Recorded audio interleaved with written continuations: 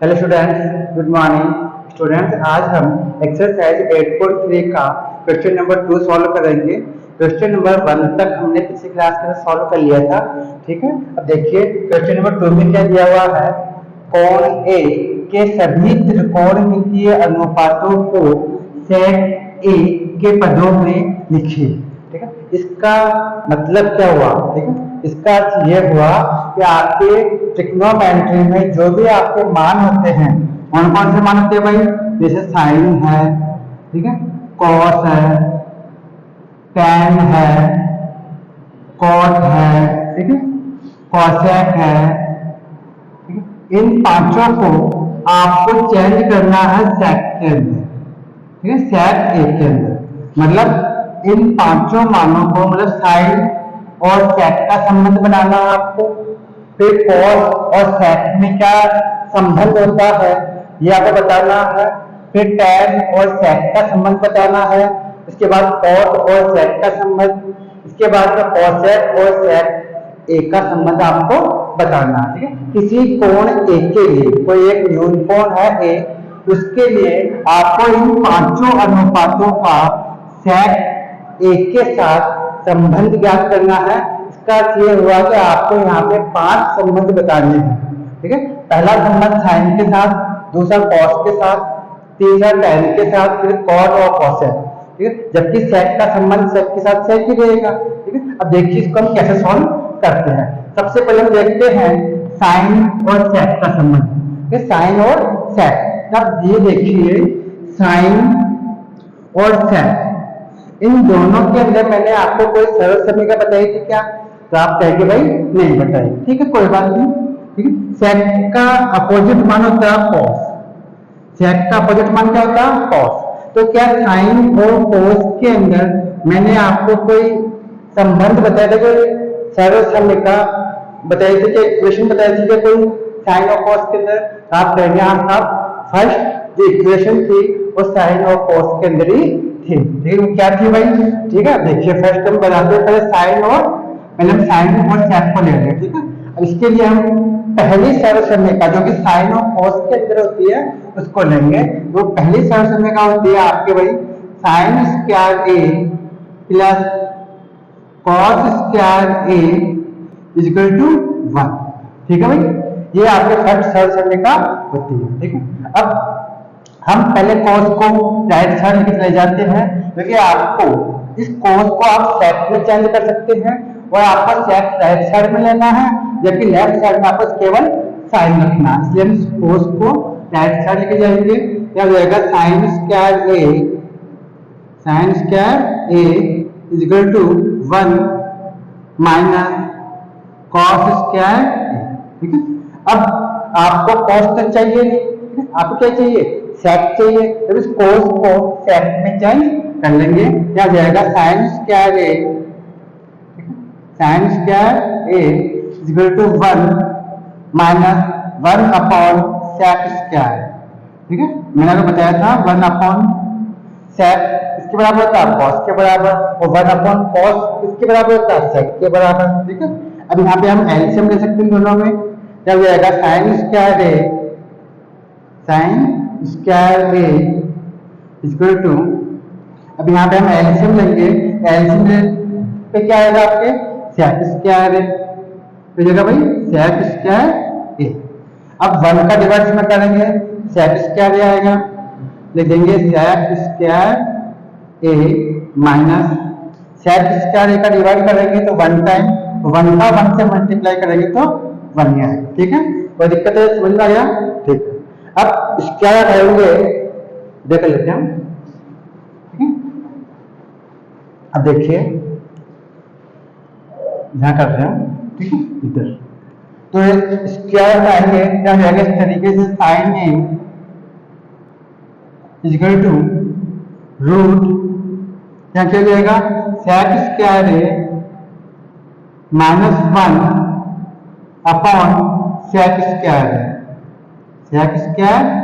ठीक है, अब सेक स्क्वायर ए है, इसका वर्गमूल ज्ञात कर सकते हैं। इसका स्क्वायर रूट हट जाएगा, निकल जाएगा इसका, तो क्या हो जाएगा यहाँ पर, यहाँ हो जाएगा sine A is equal to ऊपर का रूट इस कैसे रहेगा, यहाँ जाएगा sec square a minus 1 upon sec a, sec a, ठीक है।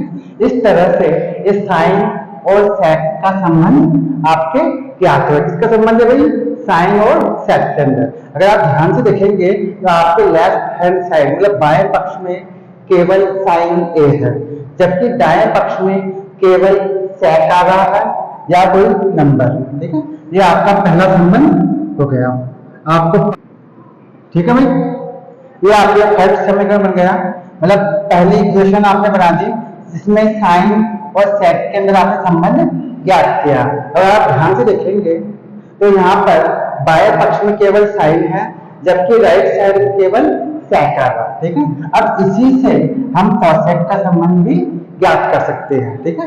क्यों भाई, क्योंकि साइन का अपोजिट क्या होता है, cosec, ठीक है। तो हम क्या करते हैं, इस साइन को चेंज कर देते हैं। यहाँ होगा साइन a बराबर होता है 1 अपॉन cosec, ठीक है, 1 अपॉन cosec कर सकते हैं, ठीक है। इसको एग्जैक्टली समझ लीजिए इसी कैसे भी, यहाँ जाएगा इसी कैसे sec square a minus 1 upon sec a, ठीक है। अब जब दोनों पक्षों को हम चेंज करेंगे तो क्या हो जाएगा, यहाँ पर यहाँ हो जाएगा cosec a इक्वल टू, अब sec तो हो जाएगा ऊपर, क्या हो जाएगा sec a अपॉन नीचे रूट के अंदर आपको हो जाएगा sec स्क्वायर a माइनस 1, ठीक है। तो इस तरह से ये आपके दूसरा संबंध तैयार हो गया, ठीक है। पहले संबंध में हमने साइन और sec का संबंध ज्ञात किया फर्स्ट समीकरण के अंदर, यहाँ पर आपने फिर दूसरे नंबर पे हमने cosec और sec का संबंध भी ज्ञात कर लिया, क्योंकि हमने केवल साइन के मान को चेंज किया cosec के अंदर और मान को पलट दिया तो किसका हो गया, cosec का हो गया। समझना कि स्टूडेंट्स, तो अभी हमने यहाँ पे साइन और cosec का संबंध ज्ञात कर लिया। अब हम आते हैं cos और sec के अंदर और tan और sec के अंदर, ठीक है। साफ कर इसको, ठीक है। देखिए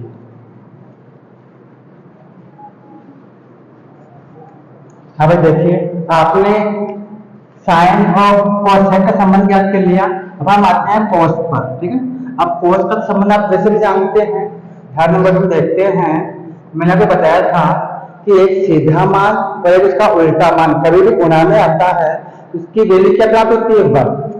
मैंने आपको बताया था cos a into sec a equal to होता 1, तो यहाँ पे cos a इक्वल टू हो जाएगा 1 अपॉन sec, जैसे भी आप जानते भी हैं इसको, मैंने आपको पहले भी बताया था, ठीक है। तो इस तरह से ये तीसरा इक्वेशन के रूप में आपको मान प्राप्त हो गया। इसमें आपके cos और sec का संबंध हो गया, ठीक है। cos और sec का संबंध हो गया। अब हम आते हैं tan और sec के अंदर, किसके अंदर, tan में और sec के अंदर। तो tan और sec के अंदर मैंने आपको इक्वेशन बताई थी tan और sec के अंदर, ठीक है। मैंने बताया था 1 plus tan square a equal to होता है sec स्क्वायर, ठीक है। मैंने आपको बताया था, फोर्थ नंबर पे कर रहे हैं tan और sec के लिए। मैंने बताया था आपको 1 plus tan square a equal to होता है sec स्क्वायर a। अगर हम इस 1 को राइट साइड लेके चले जाए, 1 को इधर लेके आ जाते हैं हम, इधर क्या बचेगा, सिर्फ tan स्क्वायर a, ये हो जाएगा tan square a equal to sec square a minus 1, ठीक। अब इसका करेंगे यहाँ से, ठीक है। क्या हो जाएगा tan a equal to root sec square a minus 1, ठीक है। इस तरह से ये आपके फोर्थ नंबर वाली इक्वेशन प्राप्त हो गई, मतलब चौथा संबंध आपने ज्ञात कर लिया, ठीक है। इस चौथे संबंध में आपने tan और sec का संबंध ज्ञात किया। अब देखेंगे तो राइट साइड में केवल sec आ रहा तो लेफ्ट साइड में क्या आ रहा, केवल tan आ रहा। तो tan और sec के बीच में संबंध हमने स्थापित कर दिया, मतलब इनके बीच में जो फार्मूला वो क्या होता है, वो यही फार्मूला था, tan a बराबर होता है root sec square a minus 1। ठीक है, कोई दिक्कत है? अब इसी से हम cot का भी याद कर लेंगे, तो tan का अपोजिट मान क्या होता है, cot। अभी tan का तो हो गया, ठीक है। अब हम क्या काम करेंगे, इस tan को चेंज कर देंगे cot के अंदर। तो आप जैसा कि जानते हैं tan a बराबर होता है 1/cot a, इसके स्थान पे हम करेंगे 1/cot a। ठीक है, यहाँ गया 1/cot a, इक्वल टू, इसको ऐसे कैसे as it is root sec square a minus 1। ठीक है, इसके अपॉन हम क्या मान लेते हैं, 1 दे सकते हैं 1। ठीक है, हमने यहाँ पे tan को चेंज किया cot के अंदर, तो 1/cot a कर दिया, और इसके नीचे कुछ भी नहीं था, हमने क्या मान लिया, 1 मान लिया। अब दोनों पक्ष अगर हम चेंज करेंगे तो हो जाएगा cot a इक्वल टू 1 ऊपर हो जाएगा, नीचे हो जाएगा रूट, यहाँ जाएगा sec स्क्वायर a माइनस 1। इस तरह से ये आपका पांचों संबंध भी ज्ञात हो गया। ठीक है, ये आपके पांचों नंबर संबंध ज्ञात हो गया। ठीक है, मतलब cot और sec का संबंध भी ज्ञात कर दिया। ठीक है स्टूडेंट, तो हमने फर्स्ट समीकरण के अंदर साइन और sec का संबंध ज्ञात किया, दूसरे के अंदर हमने cos और sec का किया, फिर cos sec और sec का भी ज्ञात कर लिया, यहाँ पे हमने tan और cot का भी संबंध ज्ञात कर लिया। तो यहाँ पर आपके कोण A के लिए सभी त्रिकोण के जो अनुपात है उनका संबंध sec के साथ हमने स्थापित कर दिया। तो समझता हूँ आप समझ में आ गया स्टूडेंट्स। नेक्स्ट क्लास में फिर मिलेंगे नेक्स्ट क्वेश्चन के साथ। नमस्कार।